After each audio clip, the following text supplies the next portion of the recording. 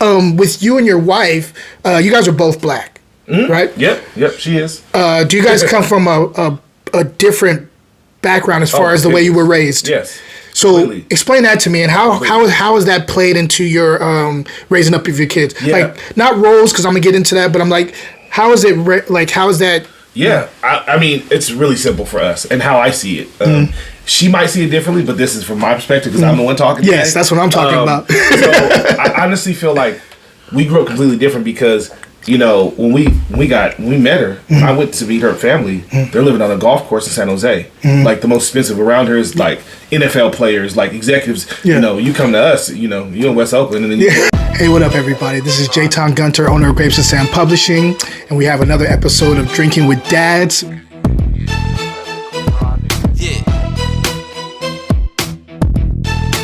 This is a show where I give fathers their flowers.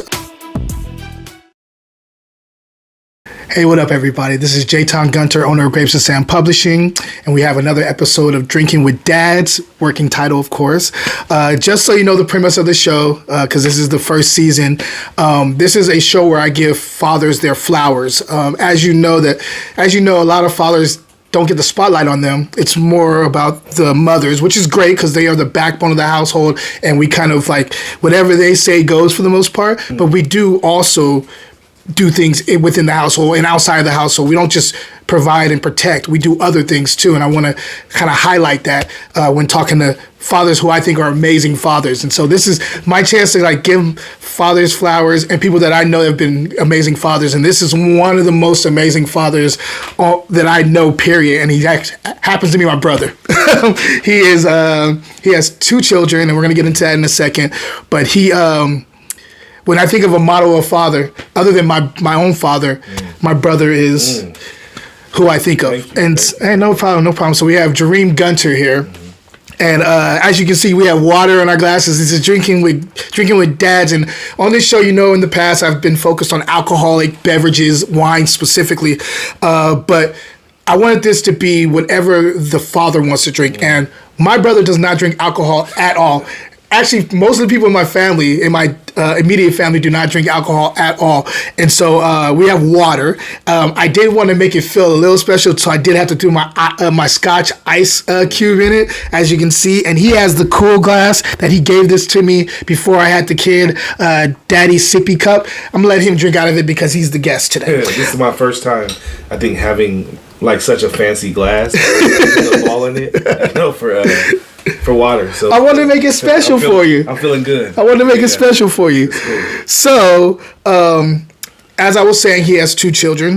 What are their names? Josiah and Joel. Josiah is 10 and Joel is 7, probably going on 27. Yeah, she's wild. And again, you guys know I'm going to know a lot of these answers to this, but this is for you guys, so I'm going to ask certain questions and just enjoy the conversation. My first question. Yep. Is what was the last gift that you got on Father's Day? And it doesn't have to be this current Father's Day because I know how it is. Yeah. It can be previous ones too. Yeah, I was trying to think about that, and I'm like, man, what was the last gift that I got? It probably every year Janice does some type of massage for me. Okay. So it's probably a massage just to relax. Okay. It's usually like Janice tries to keep the kids away from me that day. Okay. Because I just need peace. Like, I'm always on go with the kids. So like, peace is good for me. If I get a day of rest, I'm good. And Janice is my wife. Yeah, okay. Yeah. Janice is my wife. We've been married now, going on 11 years this year. Wow. 11 years in about 2 weeks. So, congratulations. Thank you. But yeah, so I think it's literally just been about. I think she tries to look at me and figure out what I need. But it's not like, I don't think it's tangible gifts. She might probably throw some shoes in there or something. But nothing I can really remember except for massages. Got you. Yep. Let me ask you this. Did you always want kids? Always. So you always saw yourself as a father? Yeah, I think we were different. Yeah. You know what I'm saying? Like how we thought about things. We definitely were different. Yeah. I thought growing up, I was the child at like the family reunions that had all the other little kids with me, and I'm playing with them and taking them places and doing things with them, and the little babies, because I just like little kids. I've always liked that. You know, actually my career has been, you know, how do I support young people? Yeah. So that's all I've been always wanted to do. And yeah, now that I have kids, it's just like, you know, it's the greatest gift that God's given to me other than my wife. I love that. Yeah. I love that. So in the early years when you first had, let's say we're talking about Josiah. Josiah's his firstborn. Yeah. So when you first had Josiah, in the early years of fatherhood, did you think you had everything together? Like, were you already financially set? Were you mentally ready to do this? Was it exactly everything you imagined, or were there a lot of curveballs and you realized you didn't have anything going? I think that like we have a cheat sheet. Like ours wasn't fair. Like when I look at other men had to go through like a lot of different things to like be great fathers. Yeah. And I think we didn't have the same issues. Like you know you're a new father. Yeah. But you're gonna understand it's different than other men. You might even talk to your friends. And you're talking about dad. Yeah. You're talking about our father. Yeah. So we had like a cheat sheet, and I tell people all the time is like, you know, some people have like really good dads, some people have like cool dads, but I feel like for us we had like the greatest dad ever created. Like I feel like he was amazing. Like of course. I can't even remember like him doing things wrong. Like everything he did was like uplifting and like growth and like how do we become a better man. Yeah.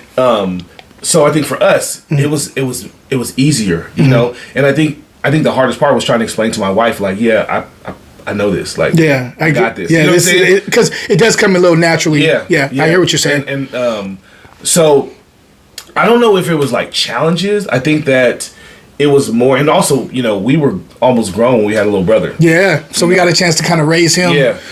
From the time I think I was 15 when he came, and I got out of the house exactly. I remember running out of the house when I was 18. Yeah, so and I did too. Yeah, I was 17 when I left. So, we had a little brother, so we were always doing things for him, and so I think our foundation of like how to raise kids was a little bit.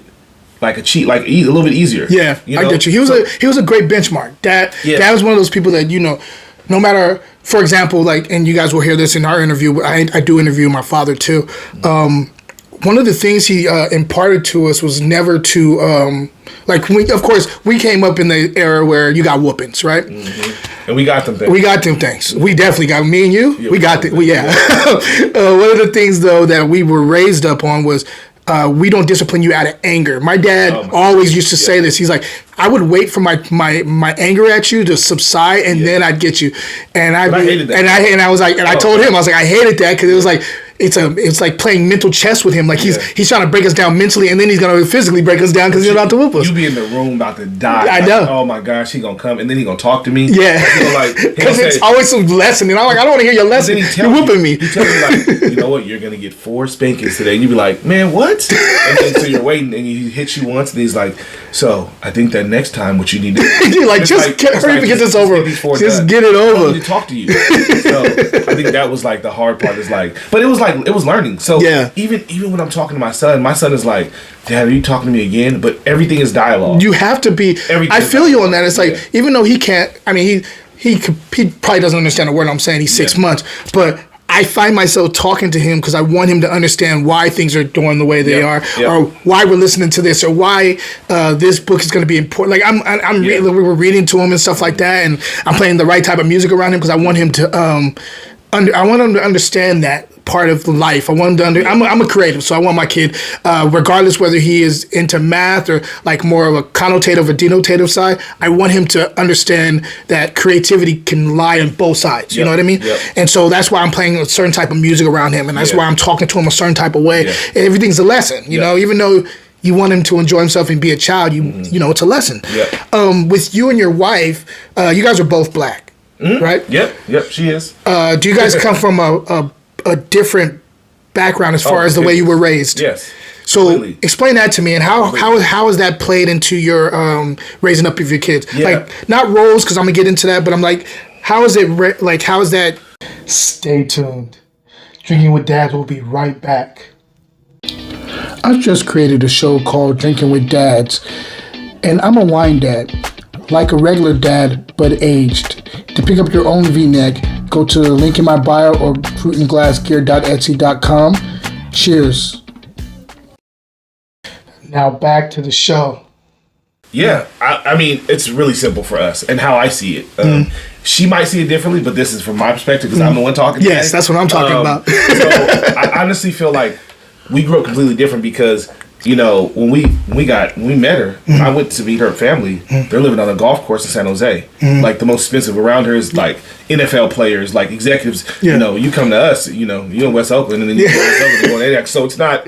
It wasn't a. It was a different dynamic for like financially how we grew up, right? So our growing up was love. It was like one thing I always remember is like we go out of town on a vacation, right? And they'd be like, where are we going? Oh, we're gonna go to Mount Rushmore because you guys studied that in school this year. Yeah, so we're gonna take you to Mount Rushmore. It's gonna take us 2 weeks to get down there. We like 2 weeks, but we hitting all this stuff on the way. Yeah, we stop and then we see monuments, things that we learned in school.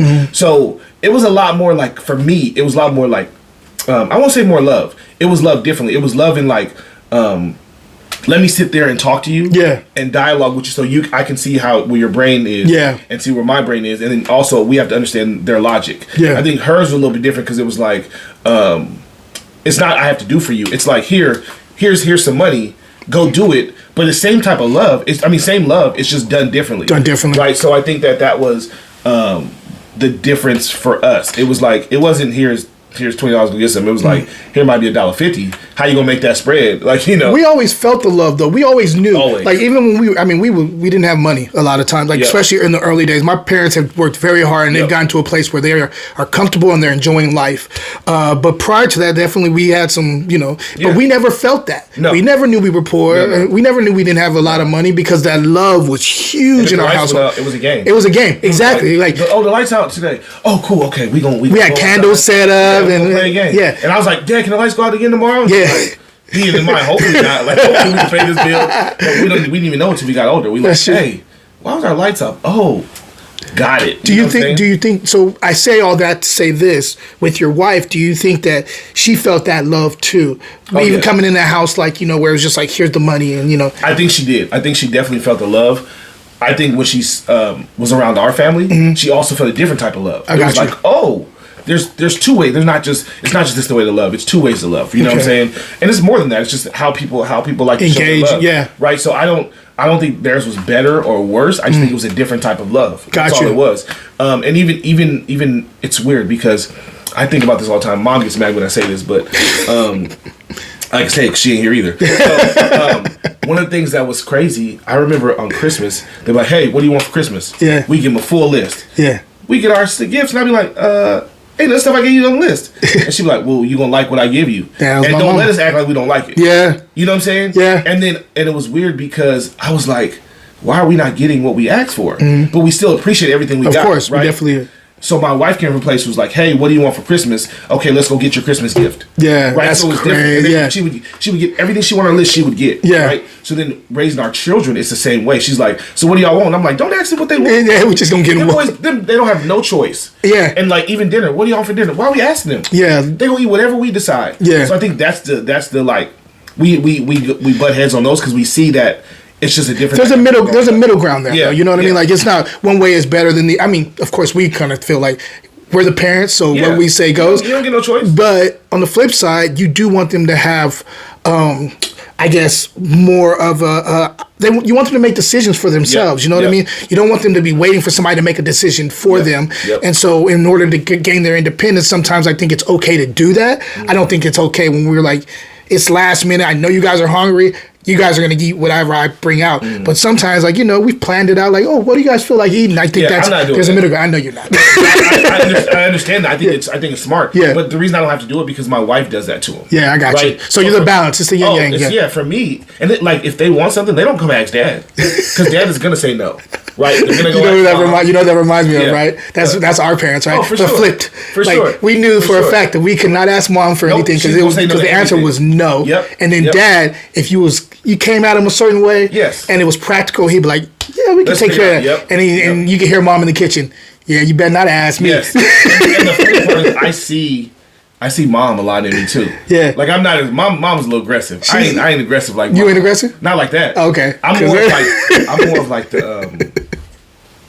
I talk to my kids a lot, but the thing that I appreciate is that I know for a fact if Joelle's a little young, so she doesn't now, but I know for a fact if Josiah goes with another adult somewhere because he plays basketball. Yeah. I know when they come back, they'll be like, man, your son was the most respectful kid around. Of course. That's how we were raised. And the way he talks to me, he talks like he's a grown up because it's because we talk so much. He knows how to articulate himself and say like, this is what I want, this is what I don't want. I appreciate you for this, and so he knows how to do that. And I think that's a big deal. Like we have to teach our kids how to like be good people. Exactly. So let's talk about roles in the household. Are you guys both like the disciplinary and the nurturing, or are you one is more nurturing and one is the disciplinary? Stay tuned. Drinking with Dads will be right back. I'm the author of the Man Book. The Man Book was created so that every man has a chance to become great. If you look at the stats, men that grew up without a father have a harder chance trying to become great because of their father's choices and their father's choices. The Man Book is here to break that cycle so that every man has that chance. The Man Book, helping boys become men with something as simple as tying a tie. Also being a father, fashion, how to love. This is a book that you need on your shelf. It will help you and it will help people that you love. Get it by going to dreamteamantioch.org. Cheers. Now back to the show. She is definitely more nurturing, and I'm definitely more disciplined, right? Okay. And it's funny because even in the Bible it talks about the father disciplines, the mom loves, and that's how our household is. So it's more so you have a pretty traditional household for the most part. I don't even know if it's called traditional. I just think that's just how things fell into place. Okay, right? And I think because I think in her family also she saw less discipline than I saw. Right, I think we saw a lot of discipline. We did, and I think that's why our life is structured a certain way. Yeah, I think she had less discipline. So, since she had less discipline, she parents the way she was raised. Of course, as most people do. And we parent the way we're raised. So I'm like, no, we ain't doing this. And it's funny too because when my kids are around me. They follow directions. They listen. They do what I tell them to. If I'm like, "Hey, we going somewhere?" Because you set precedents. If y'all walk in this place and ask for something, we're gonna have a problem, right? Now you really sound like mama. Yeah, they walk right behind me. They do exactly what they do exactly what I say. Yeah. But the funny part is when it comes to my wife, she's like, these kids don't listen. They get on my nerves. I'm like, well, tell them they can't do it. It's real simple. Like, I told them that, but they not listening. It's because she hasn't set precedents. Yes, she set this of like, she gives them, hey, what do you guys want? What do you guys need? So now they feel like I can tell you what I want. What I need. It ain't no telling me. We gonna do it. We're doing this. We're gonna walk in a straight line. We're gonna follow directions, and then hopefully he might get us something if we good. Yeah, So that's really how it works. Tell me this, and I know you are a very, very proud father, but tell me one thing that makes you proud of your kids, like both of them. Like, what is one thing? It could be, something about education, something the way their outlook of life, sports, whatever you feel like. What is something that makes you proud of each of your kids? I think it's easy to use sports, and it's easy to use like their grades. My kids, they get straight A's. Yeah. They know better. Right? My kids are, they're both super athletic. But that's not, I think it's more what I'm proud of is I know if you go somewhere outside of my presence, people are proud of you. Yeah. Right? You represent the household. You represent the household. I know that also. My daughter's learning that a little bit. She's a wild child, right? And like she's like the child that Joelle. Yeah, Joelle is gonna do 16 flips. She's gonna do a backflip. She's gonna do a side flip. She's gonna dance and sing all day long. Yeah. That's what she does, right? But when you get past that, she never wants to get in trouble. So she's always gonna try to show respect. My son is, and he also keep her in check too. Like the one thing I know about him is he never ever wants somebody else to be disappointed in him. So he's going to show himself in a way that puts the best foot forward. Shows that he's like his highlights, the good stuff. Yeah. So I that's what I think I'm really, really proud of them about is that they want to be the best children, and they also want to make Dad happy. They want to make me proud of them. So they we did with Dad. Yeah. Like to this day, my son. If you ask my son who's his best friend, he'll be like my dad. That's dope. That's dope. And that's the same thing I do. It's like my dad's my best friend too. Yeah.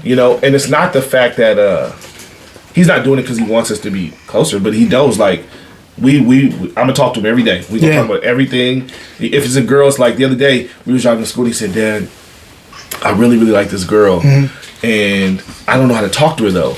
And people told me that you used to love girls. You was really good at it. Right? So yeah. So they don't know that side of you. So Dad, can you tell me how to talk to her? And we got like 5 minutes left. I'm about to draw my, and I'm like, Josiah, let's pray first. He's like, Dad, I know, but I really need to talk to her, and I need you to tell me what I'm doing. I don't know what to say to her because he gets really nervous. Yeah, he has anxiety. I'm like, stop worrying about liking her. Yeah. Like, worry about you be a nice person and a good person, be her friend, and everything else will follow. Don't be the guy that's mad, that's always like, oh, I gotta be mean to her to make her like me. Yeah. Just be a and good and don't play the game. Don't act like you have to have game in order to get, like, just be yourself. And like, I know it's cliche, but it's like, you're a good person. You're a good kid. Like, be Josiah. That's what I tell him. But you don't have to have to be like, you don't have to try so hard. Yeah. Just be you. Yeah. You don't gotta make her laugh. You already funny yourself. Yeah. Just be you. You're naturally funny. Yep, and you'll be good. So, and he came in there the other day. He was like, Dad, I think she likes me back. I'm like, okay, cool. But don't worry about liking her. Yeah. Be a friend. Be a good person. And if something falls later on, it falls later on. But be a good person, you know. So that's something that makes you proud of him, is that he listens and like. Yeah, he always wants to make me proud. So if I tell him, if I give him a directive, I know he's gonna work on that and try to do better. I know for sure. And Joelle, what makes you proud of her? Joelle is why are you trying to find the right way to say it? Because Joelle's something else. What makes me proud of Joelle is that she shows her love outwardly. She definitely does. Like, Joelle is gonna be on top. She's very loving. She's gonna kiss on you. She's gonna hug you. She don't care who's around. Yeah. If Daddy's around, she's gonna be on top of me, cuddling me and kissing me. And I know that. I hope that lasts forever. Like, yes. I know that she's gonna always be that girl that's gonna love her daddy. You know what I'm saying? So that's I think with that, yeah. So tell me a funny situation your kids have put you in. It could be either one of them. What's a funny one that you're like, Lord have mercy, these kids are crazy. How many times? They always do something. So let me think of something recently. Yeah. Like it could be like on a flight or something, or like, like an accident, whatever. It could be anything. I got a terrible story. So Joelle was she's probably Emil's age, right? Okay. So there was back in the day, the cops were trying to work with barbershops. They're trying to do this thing called Barbershop Forum. Okay. Where cops go into barbershops and have conversations with the community about things that's happening. It was during all the stuff that was happening. Yeah. Right? So they wanted, we were living in Hayward at this time, and they wanted me to be the person that brought the community together. Gotcha. Right. So the point person. Basically. Yep. So we went to this really expensive restaurant, and back in the day, I used to stay home with Joelle. So when I go speak and do something like that, she would always be with me. So I had to go meet with. It was a sergeant or lieutenant. The head. I don't know if it's sergeant or lieutenant. Whatever the top one is. I think it's lieutenant. The lieutenant of Oakland. Okay. The sergeant of Alameda County. Okay. We had to meet with and the sergeant of Hayward. Okay. Right, and then it was Channel 2 News, and we're at this restaurant, right? Okay. We're all planning on So this is like a big deal. It's a really big deal, right? And I came in, I had, like this pink polo shirt on, and it was like the checker one, so it was like buttoned up a little bit, you know what I'm saying? Had my slacks on, and I'm holding my daughter, like, hey, come on, baby, let's go, I was holding her. And my chicken had just came, right? And everybody was eating their food. And like this, and then the sergeant of Hayward is a woman. Yeah. And she goes, hey, can I hold your baby? I'm like, oh, for sure. Yeah. So I hand over Joelle to her. And she's like, oh, she's so cute, talking to her. And I'm like, yeah, she's cute. She's like, hands her back. And I'm like, oh. So I hand her back and I'm kissing her, right? And I put her on my chest. And I didn't know she went to the bathroom. And I'm like, man, something smells funny, right? So when I put her up, and I'm like, something smells funny. So I was like, just doing stuff. Yeah. And I'm like, smelling something, like, something smells really funny. And I look up, and she had boo-booed. All through her clothes. And I look down, it's all over my shirt, right? Oh, my goodness. Because I rubbed my face, I had boo-boo all over my face. Oh, my goodness. Right? And I'm with the so you're trying to make it good. And I'm with all of them, they're looking at me, and I'm like, excuse me? I'm actually gonna leave because I couldn't go to the bathroom. Yeah. It's cake, and I'm in a restaurant, nice, all over me, all over my face, and they're like laughing. They're like, "That's Daddy," and I was like, "No, this is not cool." So I just left, got in the car, and I'm calling Mom, and I'm like, "Mom, I got boo boo in my mouth. I don't know what to do." And it was that was my that's Joelle's story. She is just Yeah, she got me good that day. Yeah, that's a good one though. In front of all these people, in front of everybody, and it's funny too. Yeah. I went to see Hamilton, and I saw the lieutenant of Oakland, and he goes, "Hey," he goes, "Oh, you the boo boo dad, huh?" And I was like, that's what we doing. My wife, she cracking up. She like, "Oh, okay, I see what's that." But yeah, like it was funny. What's one of the toughest situations they've put you in? Stay tuned. Drinking with Dads will be right back. The Dream Team are a manhood development program that plays basketball. Their focus is getting the boys to be better individuals and leaders in the community while making them excellent basketball players. While most AAU programs cost over $5,000 a year, they are free for families and provide uniforms, warm-ups, shoes, and educational learning events. So they need money.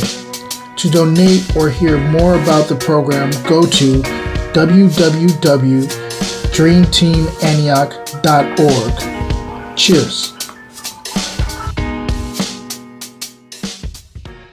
Now back to the show. The toughest situations. Where maybe they got in trouble at school or something What a tough situation. And it would definitely be my son. It wouldn't be Joelle, because Joelle's like sneaky. She does little stuff, but she ain't trying to get in trouble. Yeah. So she don't do nothing big. Josiah will do something big. He sticks to his, he has certain code that he lives by, and if it goes against it, if somebody goes against his code, it doesn't even really. It don't matter if it's me. Yeah, he gets that. That's my side. That's definitely me. He cannot be quiet. If it's not right, if something's not fair, he's going. That was me. I know. We call him Lil J Ton. It's sickening. It drives me crazy. But I'm trying to think of something that he's done that has been really hard. Okay. We were in Vegas, and and this really hurt. It hurt me, but also it made me want to hurt him. So he made you mad, huh? And you'll know the story when I tell you a little bit. So we're in Vegas, and we're with his basketball team. Mm-hmm. They just won a championship. By the way, his son is really good at basketball. Yeah, he likes basketball. He could be something in the future. Yeah, he's gonna be something. So he's with the basketball team. They had just won the whole tournament, right? So the whole tournament is 2,000 teams. They won first place. We won everything. Wow. In Vegas. So all the boys are upstairs. They're in the arcade. Yeah. Right? All the parents are downstairs hanging out. We're excited about the win. Yeah. Talking. And next thing I know, I see Josiah come downstairs. And the police are escorting him. And it's just me and Josiah. It's not my wife and my daughter didn't come. And I'm like, boy, what's going on? He's just crying, right? And I'm like, oh no, what is going on? So, we end up going up to the arcade, seeing what's going on. And there was a boy that had I don't know if it was Down syndrome, but he had a disability, right? And as you know, our little brother has Down syndrome. So I'm already sensitive to the situation. Me too. Right? And Josiah had took the kid's phone out of his pocket. Right, because his friend dared him to, because the kid had his phone hanging out. Right, so he was trying to show off. So he took it out. And the kid starts losing it, screaming at Josiah. He stole my phone and flipping out. Josiah was giving it back, but he was just playing with the kid. I guess he was playing a basketball game with the kid first, and then he did something. And I'm like, if there's one person I will never have you pick on or play with, is somebody with Down syndrome, because I know how that is. You don't do that. You don't do that at all, especially in our family. You don't do that. That hurts. Yeah, I made him feel really bad, and I was like, and I made him call his uncle Jim. I was like, I need you to apologize to him and tell him what you did, because we don't do that kind of stuff in our house. We sure don't. So that I know that hit. I know that hit. Oh, I was upset, and also because all the other parents are like, Josiah, the kid, the good kid, he's the one doing this, and I'm like, y'all don't know this little stinky boy. He didn't. So yeah, he felt all of death that night. You know what I'm saying? So that was embarrassing. It hurt. Something that I feel like is very, very important for when you're in a relationship, and you've been in a long-term relationship, even before the kids, but even more so after the kids. You need to have a release. For you, what is that release that is outside of, it's not with your wife, it's not with your kids? What is something that you do that puts a smile on your face that's your own personal release? So, because I know you do a lot of stuff in the community, you do a lot of stuff with the kids. Everything's for everybody else. Yeah, because your dad, like a life of service, right? Yes. So, but I will be honest, service brings me joy. Okay. Like it brings me joy. Like I know that, and I get that. No, I got you though. Okay. But I know that that's what brings me joy is serving other people and serving my kids, serving my wife. I know that like that makes me happy. But something that I do on my own. There is something that I do, and I never knew I would do this because Dad does this. I've always liked sports. I've always loved the Warriors, always loved the Giants, always loved the 49ers. But I ain't never loved them as much as I do now that I'm married. Yeah. Like I was like, why do I love this so much? Like it is like when basketball season's over, I think my life is over. I don't know what to do. Right. And my wife is like, why is that important? And I'm like, because that's my outlet. Like, and also my kids know when the Warriors are on, don't bother Dad. Yeah. She knows if the Warriors are on, Dad's not cooking that night either. Everything's on you. I'm not doing anything. I'm gonna sit in front of TV and watch it. I appreciate that they give me time though, but that is literally my outlet. Like, if I can just sit there and chill. Yeah. You know, like my wife was like, "Hey, what do you want for your birthday?" I was just need a day. I want a week. I don't want a day. I want a week. I don't want you to complain. Yeah. I don't want the kid. I just want let me chill. Yeah. And let me do whatever I want to do. Right. I got you. I think that because life becomes so overwhelming. Yeah. And we get caught up in like, who can I support today? It's like when you can have a time to just like chill. Yeah. By yourself, decompress. I'm like, let me watch. It's nothing like it. It's nothing like kind of doing your own thing just for a day. Of course, you can't wait to get back to your kids and but just for, like I have a Fridays or like my time. Like after she gets home, I get a chance to kind of I get my Fridays because I'm stay at home. Yeah. So I'm with him all the time. And it's great. Like I told her, I was like, even if I had all the like, if money was not a problem at all, would anything be different? And I was like, absolutely not. I'd probably still be working from home. I'd still be wanting to work. I still want to be with my kid every single day and keep on raising him the way it is. So like, I understand that, but I do get my Fridays, and normally because there's not anything to do out here in Fremont. I love cigars. I'll go to the cigar place, and I'm supposed to not be working, but my working and stuff I love to do, which is writing. So I'm in there editing and working and writing for like 3 hours by myself. Like there's games going on and stuff. There's other people in there. I got my cigar. I'm in my little corner, and that's heaven to me. I'm having a great time. I actually don't like hanging out with friends though either. Yeah, I get it. I'm not talking to anybody. I don't. I mean, they know me. I go like this, and I walk to the corner. The weird thing is like, my wife says like, "Hey, why don't you get your friends?" And I'm like, it doesn't bring me joy. Bringing me joy is like being with my family. Yeah, like, I get it. What can we do all together? Yeah. And I think it's because when you are a full-time committed like father. Yeah. People don't understand that. They're like, man, why can't we kick it? I'm like, man, I need to be and I'm gone too long, and my friends be like, man, do you keep talking about your family? Like, that's what I love. I've had to catch myself because I'm like, my life. So the thing that our parents did really well was we knew that they had their life and we were just part of their life. Their lives did not revolve around us. Yeah. Like of course we got our extracurricular activities and we had a great time, but our parents were so cool about like letting us know that this is us and that's y'all. Oh, we do the same thing. And so like I had to make sure that when I'm around other people, I don't always talk about Emil. Like, you know what I mean? Like I have to have my life outside of him. I have to make sure he sees that too, so he understands what it is. But that leads me into my next question. Do you have a tribe? I know a lot. Like I was talking to Dad about this, and I hear some fathers say, yes, I have a group of guys that whenever anything's going on with the kids or anything, I can go to them and we can have a conversation. Some of them say they're on group chats and stuff like that. Dad actually was different. I want to hear what you have to say. He didn't have that. He doesn't have that. He didn't have that. That's what he said. He said he doesn't have a tribe at all. He's like, I have people I can call every once in a while, but it's like there's no group chat. There's none of this. Like, no collective. I think there's two ways about it. I think we have like for my guys at church, my men at church, we're connected. But no, I don't have a tribe, and actually, it's weird. I don't even want one. Does sound like that? Yeah. Like I don't want one because I don't need anybody else's opinions or like voices in your head while you're trying to raise your kid. Like I said, we have a cheat sheet. Like if I need something, I'm calling my dad. Of course. Hey, Dad, what do I do here? What's going on? What do I need? I don't need anything else. Like because I know that we were raised the right way, so I actually don't need other perspectives on like how I was raised because they might not have been raised the way I was raised. Okay. Right. So I feel that. But I know that I might be the tribe for somebody else. Like I'm in somebody else's tribe. Like they might need me for stuff. But for me specifically, like I'm good. I need my dad. I need my brother. I don't need all the other stuff. Yeah. Like, I'm good. So with Dad, we had, like I said, it was like, it drove us crazy when we were younger, but now that we're older, it's great. that we have all these nuggets of like, you know, and he does make it easier. You feel more like dealing with Emil.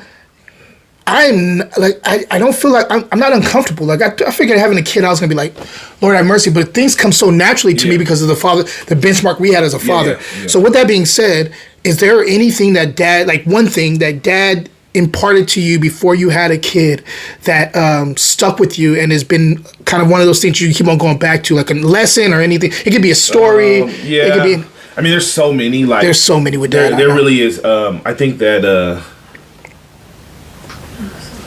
I think there's a whole lot, because I think probably the most important thing he taught us was how to love our wives. Yeah. Like for me, it was like how to love my wife outside of my kids. Yeah. Right. Like, and I think that's really the second person I've heard say something like that this week. Yeah. It's about like, because he has a kid too, and he was talking about how like you need to prioritize your relationship more than anything over that kid. Yep. Me and my wife, we go, you know, we say we're going to take 2 trips a year, one trip for the kids and then one trip for just me and her to get away. We usually end up taking like 5 trips for us and like 1 for the kids, because we know how important that time is together. Like we'll get away. Like it was 2 weeks ago. We were like, hey, let's go to Atlanta. She didn't know. I was like, you surprising. Yeah, you the man with that kind of stuff. Let's go. I love when you do that. I told her, I said, we going to a restaurant. Let's go to a restaurant. She's like, what a restaurant? I said, yep. I had all her bags packed. We get up and she's like, why are we at the airport? I was like, oh, it's a restaurant at the airport. She's like, ain't no restaurant at the airport. I'm like, yes, it is. Let's go. So hop on the plane. We there for 5 days just to get away. And it's just like, we need time for us without the kids. Because the kids bring stress. They bring frustration. They bring anger. Like me, I'm like, let's go. Let's go. Me and you. That's dope. I think that's super important. I think that's one thing he taught us. I think also is like, nothing comes before family. Yeah. Right? Nothing. It's true. And your unit is it. Yeah. And I think it's crazy. I think one thing he taught us too that you've probably never even thought about, right? What? And I didn't think about it till just this moment, that your job helps pay for things, but your family is way more important than your job. Yeah. And what it means is, even if you have to like stop something, you stop it. Yeah. Right? So like, I remember growing up, right, and our dad had the same job for 30-something years, right? AT&T. But the one thing, and he worked from 8 in the morning to 5, right? The one thing that's crazy that I still don't understand to this day, he never missed a basketball game of yours. Sure did. Never missed. He was always at all our stuff, a baseball game of mine. But the funny part is, all my games started at 3:30 or 4. So he would figure it out. And he would figure it out. Yeah. And he would come from San Ramon. And I'm like, how do you make it to the games? But that wasn't even a question, I thought. And if my dad wasn't there, I'd be like, where's my dad at? Yeah. When I got to bed, I'm like, if I don't see him there, something's wrong. Yeah. Right? And I'd be like nervous. And it's weird because I know for a fact his job was not okay with. Ain't no job gonna be okay with you leaving twice a week, 3 hours early. You know what I'm saying? But he figured it out how to get there. Yeah. And when I was a principal of a school. Yeah. Right. Me being a principal, I'm in charge of 700 something kids. Right.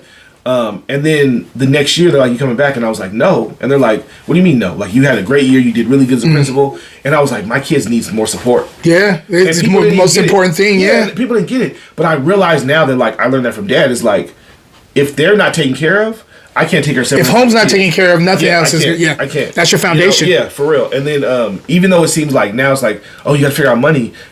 To me, God has always made a way. So we'll always figure that out.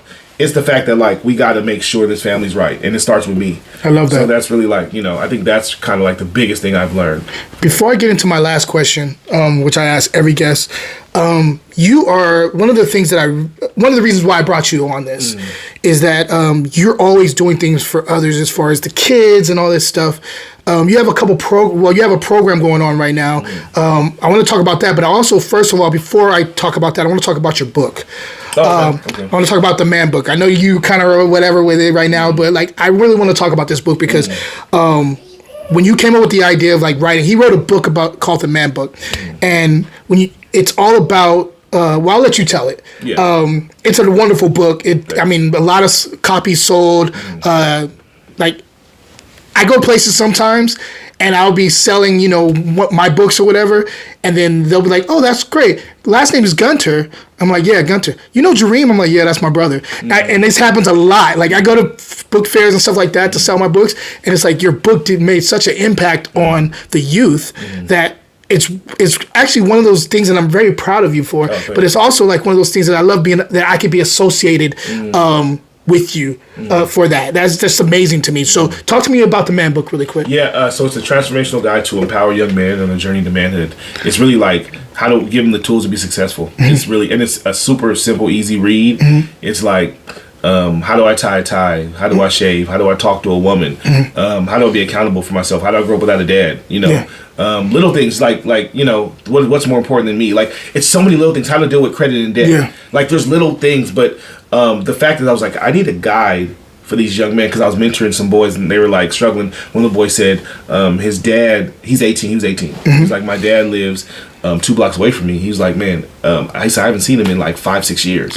Right? But the funny thing is his brother lives with his dad. And he said, and they go to school together. And he said, every day my brother comes and say, hey, dad told me to tell you hi. And he's like, man, why would my dad just call me and tell me? Yeah. Right? And he's like, man, I'm 18 years old. I'm going to college next year. He's like, I don't know how to tie a tie. I don't know how to talk to a woman properly. Everything I do is based on the guys in the corner. Yeah. So he said, I know I'm not doing the right thing. Yeah. He was like, so I'm doing so many things negative. And I was like, man, as his mentor, I'm like, what am I supposed to do with that? Yeah. So that's what sparked the idea. Book, right? And what happened is he brought it to his school, and his school was like, what is this? Yeah. They bought a whole bunch of copies, and then they took off from there, and then it started, you know, and I was able to travel the country and train people how to work with students of color and speak on Capitol Hill and all these different type of things. But it was all based off just like, how do I help these young boys to be better men? It's always sparked based on like our dad. And I was about to say, like, it was funny because what I did was, when I wrote the book, when I first decided to write the book, and you remember this, I called all the men that I really respected, and I was like, "Hey, I need you to write this chapter. I need you to write this chapter. I remember. I need you to write this chapter. I need you to write this chapter." And I'm waiting for like 5 months, and nobody's sending me anything. And then my wife was like, "Why are you waiting for other men to do that? You know how to do this stuff. Yeah, you know what you want to say." That's an entrepreneur thing too. Yeah, she was like, "Write it," and I was like, "Just do it yourself." I was like, "Oh shoot, I'll write it." So then what I did is I wrote it, but then I still had you. I had dad. I had a couple men that I still like. Actually, not a couple, but I had my family right in there, right? So you wrote about being honest because I was like, the one thing about my brother is the thing that he always used to get in trouble about when he was younger. He never would lie. So he'd always tell the truth. And I'm like, man, I'm like, lie. I take the whooping. I didn't care. You say yourself you lie. You know what I'm saying? So I always admired you on that. So I was like, hey, let me have my brother write that chapter. And then even though I was a father, my son was 2. I was like, I can't tell somebody how to be a dad. I was like, hey, dad, I need you to write how to be a dad in this chapter. You know, so little stuff I did, and I was like, how can I put it all together? And I was like, I know kids like to look at pictures. So let's do pictures. Let's do 2 pages for each chapter and do as many as we can, right? And that's what we did, and that book is amazing. And it's also like, so that's another thing. The reason why I'm doing this podcast is I want to spotlight fathers of color, like minority fathers. And because we're not, if you look at the media, the way they look at us, the way they interpret us and like put us into the forefront is they don't highlight great fathers. They never, it's not something that you see. It's always broken homes and all this stuff. And I'm like, we need something that highlights fathers of color being there for their children. And so that's one of the reasons why I'm doing this. So with that being said, talk to me about what you got going on right now. This is really cool. Talk to me about like, again, it's sports, but I want to know what was the impetus of this and like what's going on right now and how we can help if we can. Before I can even go there, I'm like, it's super funny that we're even having this conversation. And I think it's funny because I think about like your life growing up, and I'd be like, Josiah. I'm talking about my kids. I'm like, Josiah, you want kids? And you're like, nah, I'm good. I don't want no kids. And it's funny because how kids really will like, right when they're born, it'll change everything about you. It'll change how you see the world, what you want to accomplish in the world, everything. Right? So like, that's really what my focus was. And I was like, when I decided to like create this team, it's called the Dream Team. It didn't start because I want to create a dream team. It started because I was like, I want to create a youth center for a city that struggles, right? And I was like, let me create this youth center for a city that struggles. And then I went to the mayor and they were like, nah, we don't want to. We're talking about Antioch, by the way. They're like, we don't want to fund it. We don't want to do anything. And I was like, man, like, what can I do? And they're like, hey, well, you know what? We'll fund one program out of there. I was like, okay, cool. I was like, let me just pick this basketball team because my son loves basketball. I know I can put some stuff out there, and we'll, you know, and it'll be fun. So, but I said, you know what? The one thing about me is you're never gonna get just basketball. Because I really don't really care about I mean, I care, but I don't really care about basketball. I care about like, how do I make these young men be better? That's really my goal. So, every like medicine in the candy. Exactly. But then also every AAU program, around is about $5,000 for like 4 or 5 months. It's so expensive. Yeah, that is Back crazy. in the day for us, when we played, that would be like $200. Yeah, but that was expensive too for us. Yeah, it was. But I'm like, how can a parent pay for $5,000? That's crazy. Yeah. Right. So I was like, okay, how can I create this free program where all the kids are free, but we also make a manhood development program part of it? So yeah, started doing it, and we and the boys read their curriculum is the man book. Which I love that. I love how you tied that together. So that's their curriculum. You guys do workshops too. We do workshops. So we have practice Mondays and Wednesdays, and manhood development is on Fridays. I love that. So that was the first. So the first time we played in 7 tournaments. We won championship in 4 of them. So we did really well. Went to Vegas. Went to LA. We did good. And these are kids who normally couldn't even afford to play this. So yeah, we got one kid on our team that's I love to highlight all the time, is because this kid had never played basketball. Oh wow! Right, because his family didn't have the money to really play basketball. But he's huge, right? He's like a beast. And his first game he ever played with us, he had 25 points and 17 rebounds. First game he ever played in his life, right? Yeah. What? Exactly. And from then on, this kid is like, he's lost 50 pounds because just like working out with us. But he's dynamic now. But let me go back, because so the first season, the city of Antioch funded it. Okay, that's great. We did so amazing. I was like, cool, they're gonna fund it again. And they turned us down and said they wouldn't fund it anymore. And I was like, why would you not fund something that's going so amazing? Yeah. So they didn't fund it. We were struggling. Now we're like, what are we gonna do next? And luckily this guy in the community was like, hey, I'll just give you, Dream, I love what you're doing, I'm gonna give you $50,000. It's like, cool. Which it still wouldn't fund the whole program. But it's a start. And like that $50,000 is done. So and that's an incentive to get other people to want to. And just a random guy that just like decided he believed in what we were doing and just gave us money. A black man our age, you know what I'm saying? Wow. So gave me $50,000. We were able to do that, and then also funding also is on like me too. So now we have 2 teams. We played. This season we played 22 games. Okay. We lost our first game this week, and we were 21-1. Wow. So we're doing amazing. We've taken the kids to ropes course. We've taken them hiking. We're going sailing. I love that. So we do stuff, and we call them educational learning events. So when we go there, we're like, okay, cool. We went to the high ropes course. The whole goal was, how do you get over your fears? Yeah. Right. So talk about that all the time. How do you get up there, and then even when you're scared and you're at the top of a mountain and you don't know what to do, how do you push forward and still say, all right, I know I'm scared, but how do I push forward and keep going? So that's what it's about. It's like, in life, we get scared and we have fears, but we push forward. So we're trying to teach them those little things, and it is, it's going so amazing that it's more amazing than I could ever even dream of. Yeah. We have parents that are like, man, you're like our dad. When the kids get in trouble, I'm at their school. Yeah. You know what I'm saying? If they get in trouble, their parents calling me. Just like dad, a life of service, man. Yep. Life of service. Same thing. I still remember a time when one of my friends, he lost his car, and then my dad, he was like, "Oh, okay, cool," and gave him his car. I remember that. And I was like, "Man, Dad, why would you give a car to somebody?" But it was because he cared so much for kids, and cared so much for people, and I think he's like pushed that on me, and that's like my life is like, how do I serve everyone else? How do I make this better for everyone else? How do people donate and like? So we're the Dream Team. So we're really a play off the '91 Dream Team, the '92 Dream Team, right? Yeah. And we have the same jerseys. We do all the stuff. I love that. It's funny because what happens is on the back of kids' jerseys are names that symbolize them. So they're like accountability, responsible. What's Josiah's? Determined. Determined. Because he's always gonna push through. So he does. They have different names. So that's like their names. You can just go to our website. It's thedreamteamantioch.org. Got it. That's Love it. that. You guys, if you get a chance, if you want to support a worthy cause, please go check this out. This is wonderful. These guys are killing it. And I'm an ex-basketball player, so I really, really love this. Yep. And I love to see my nephew just kill it on the court. Yeah. The kid is an amazing player. Yeah. Last question. And I ask everybody this question. Yep. I am a new father, as you know. Yes. You have a new nephew. Yes. Is there any piece of advice that you could give me? Yeah. That would, help me out with my journey of fatherhood. Yeah. There's a couple things.